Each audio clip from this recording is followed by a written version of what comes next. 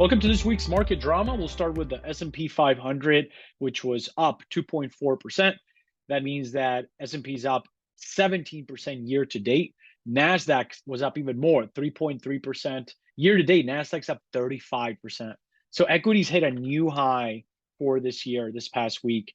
And the main reason for the market enthusiasm has to do with the inflation numbers for this past month, which hit this past week. So what that basically means, before I get to the inflation numbers, is that markets are reading that the odds of a second Fed rate hike beyond July is unlikely. And it also brought forward expectations that the Federal Reserve might actually cut interest rates in March of next year, rather than prior to this inflation print that we just saw last week. The expectation is that they were going to cut in May, right? So expectations coming in sooner, that tends to favor stocks. It tends to favor stock valuations.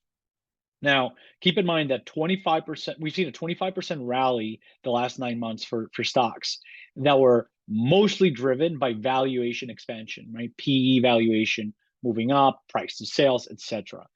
Now that we've seen kind of a huge lift of that valuation, as we start to see that inflation is coming down, you do need to see earnings do the heavy lifting going forward to see future gains for the market. The good news is we do have earnings season starting now. We had 6% of the S&P 500 report already.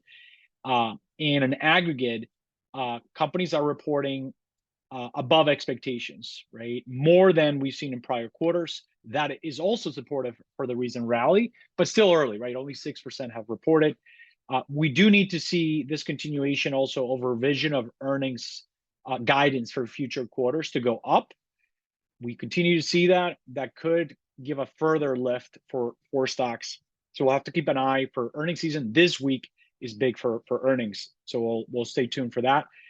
Going back to the macro data of inflation, headline inflation for June came in at 3%, which was cooler than expected, and sharply lower from the previous month, which was 4%, right? Now, if we go to core CPI, right, which excludes food and energy, which tend to be the most volatile parts of the consumer price index, CPI came in at 4.8%, which was better than expected. The expectation was around 5%. That's the lowest we've seen since October 2021. Still well above target, right? The Fed is looking for inflation to come in below 3%. So we still a long way to go. But directionally, this is really good news. Keep in mind, though, that this number of June is being compared to the apex of inflation last June. So it's easier to kind of see a big drop down from where it was last June.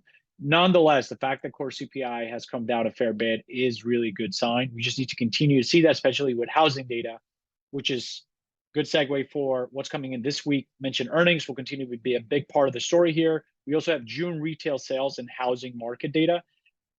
Retail, right, the consumer spending is upwards of 68% of GDP, right? So retail sales will tell us a pulse on the consumer.